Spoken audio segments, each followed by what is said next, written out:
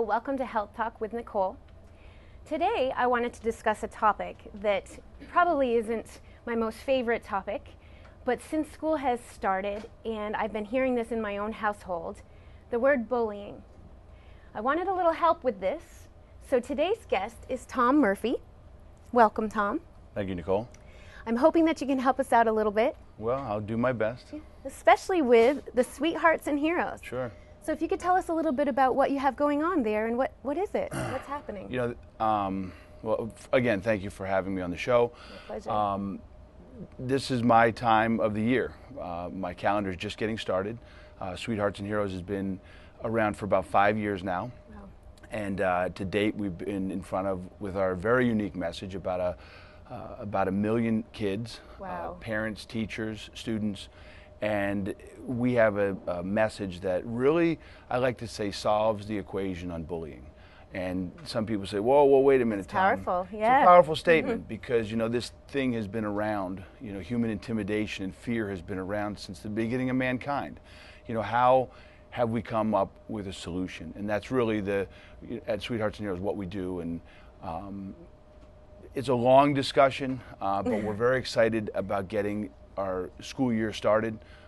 We've already booked half of September and all of October already, so we're Now very you excited. don't just stay local, you're getting out of town a little bit. To be honest with you, I haven't really done much in Vermont anyway. I mean, most of our stuff has been in New York State, other New England states. This year we're going to Denver. Wow. We're going to be in Texas a little bit, so yeah, it's very exciting times. Wow. Now tell me a little bit, why'd this start? I have a pretty unique hook. I spent 10 years as a professional athlete, and I have a real hook with kids. And it's that whole kind of semi-celebrity status where kids will believe just about anything that you say. Mom and dad tell them, the same exact message. Tell me about it. Doesn't work. Tom Murphy comes in, I show, we have a very unique way of starting our presentation. It starts with loud music and mixed martial arts. And all the kids know is they're going to a bullying presentation. The lights go out, the music start, and here is about 3.5 minutes of me competing on one of the biggest stages in the world. And then I run out, and I've got these kids kind of thinking, we're here to talk about bullying, and that's what I just saw on the screen. And the first thing that comes out of my mouth is how much I hate fighting. And it doesn't really make sense. I say it's a delicious irony, and it puts these kids into a tailspin. I then educate them between the difference between fighting and competition, and violence and aggression. And then I leave mixed martial arts, and I don't touch it for the next hour and a half. But everything that I tell them from that point on, when we insert our message, it's believable, and it sticks. Wow, that's incredible. Yeah. That's really great. It's just really scary. As a mom, I have 3 kids. The little one's 4. We haven't really got into that. She starts preschool. Sure. So it's not really at that level, but the boys, it comes home every day. Sometimes and it happens on the bus and on the playground. It seems to be the most, the most frequency of that happening. Sure. And lately, it's been my kids seeing it happen to others. Do you have anything quick to say to a parent or a child? I know you say quick, right? We could talk for hours. I really honestly don't know what to tell them. Sure. Because we want to say, you stick up for your friend. What does that mean? I mean... Well, we know that there's 2 reasons kids don't. One of our 5 bully buttons is called jump into action. And we know that there's 2 reasons kids don't jump into action. Number 1, they're afraid that they may become a target. That they may, or they're sticking up for a person that's not in their social class. I'm not going to help that person, he's different. It's a lot easier for someone pre-5th grade because before 5th grade, everybody's friends. We say the mean switch goes on in about the 5th grade, really peaks in about the 8th or 9th grade. But there's 2 reasons kids don't jump into action. Number 1, they're afraid that they may become a target or the person's not in their social class. We know that that's a myth in terms of becoming a target themselves. Kids become a target for a reason, because they're smaller or weaker in some fashion than the person. There's a power differential. Once you explain that to a kid in a very unique way, they get it. But the real reason kids don't jump into action, and here's the crux of everything, is we've never taught them what to do. And really think about it. Stick up for that person. Don't let them do that. What does that mean to a child? Nicole, let me ask you this. What do you do when you catch on fire? Stop, drop, and roll. Stop, drop, and roll.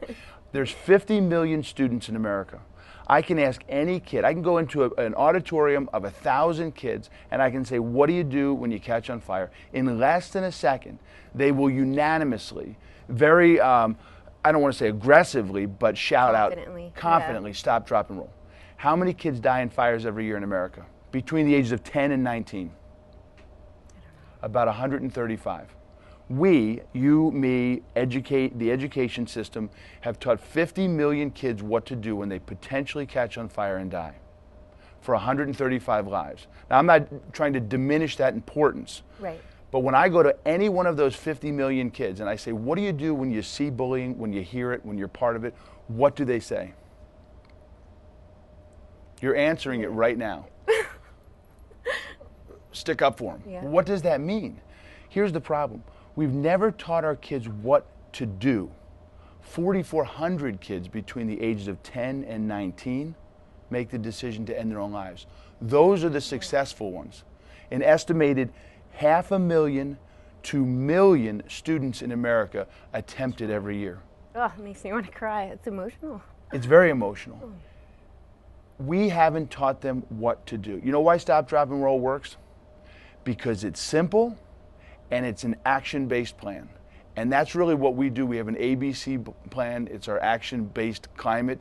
And ABC, we say it's as simple as the ABCs.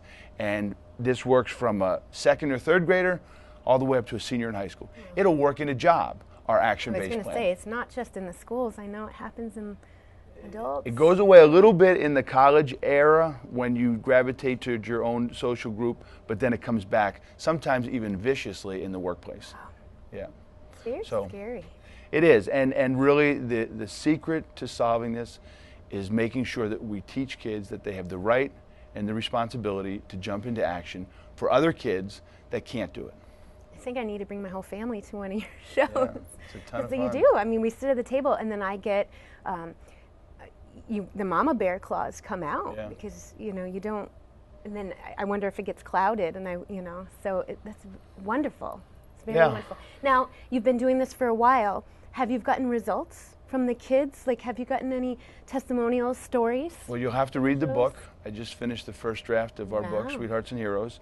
And the reason I did it, and really the reason why that I've decided to move my life to Sweethearts and Heroes full time from some of the other things that I've done, is because of that. Wow. I mean, I could literally make you cry right now. I wouldn't do that. But the makeup would all. I know. But I could literally do that because the stories in 5 years and being in front of hundreds of thousands of students, and afterwards, there's always a student that comes up that contacts us afterwards, 4 or 5 every school, and tells us a story that I can't even contemplate. Wow. I can't even fathom, a kid coming up to me and saying, hey, I missed practice because I came home and I found my mom in the tub with her wrist slit. And I've been in the hospital for a couple of days with my mom. That's the environment, the world that some of these kids live in. I can't contemplate that. And it's really easy to make the decision to be in front of kids for the rest of your life if you have to, when you're hearing those stories. So tons of stories. The book is really filled. It takes people through our entire program and presentation. But the heart of it is, it comes from the heart of children. That's incredible. Now, for our audience and our viewing, how can they get a hold of your book? Well, the book isn't out yet. Not yet. But the first draft is done. Soon. I'm hoping in the next 6 to 8 months we'll have a pretty good. Nice. But the best way to get a hold of us is sweetheartsandheroes.com or .org. Also, Facebook, we have a pretty active following there. Awesome. And we have a great mailing list that we actually send a ton of free content out to teachers and parents. Wonderful. That I encourage everyone to get on. There's no solicitations or ads. It's just video. It's 5 to 7 minute video clips where we, teach people a lot of little tricks on what to do, whether you're a parent, a teacher, or a student. Fabulous. I'll link that to our website as well to make sure people know how to get in touch with you. Yeah. Wow, it's almost made me speechless. It's crazy to think about some of the things that the kids come home with. Oh, he kicked me on the soccer field, and just to wonder what's really happening in the other households. It's scary. You know, my kids have probably a pretty sheltered life, but just to think what else might be there. You know, we start our presentation with what we call perspective. That's our first bully button. And, you know, if we want to really get real, I mean, you said something that I feel like I should comment on. Please do. Yeah. You know, we always think of the bully as the problem. And I would say maybe it's not the problem. Remember, there was never a bully that was born. They don't hatch from eggs. Mama bear's claws come out. Dad gets mad. But is that the solution to fixing this problem for a kid who knows nothing else than anger, than frustration, hatred? We want to blame the kid. And certainly their actions are causing sometimes irreparable damage with other kids, but is that really the solution? Something's going on deeper. Something always is going on deeper. Surface. Behavior is a form of communication. Wow. So do you have any plans to do anything local, or is it just kind of the way the schedule works? Nicole, I'd say this, if you call, we'll be there. And you have to call. You know, there's different cultures in the education system. You know, some districts are more proactive, some take a focus on, you know, leadership, some take a focus on bullying. I certainly don't push our message on anyone. I've found that when you do that, it's not as changing to the culture or the environment as you'd like it to be. Makes sense. When you're doing it just to do it, you've got to believe it. It has to become part of your DNA.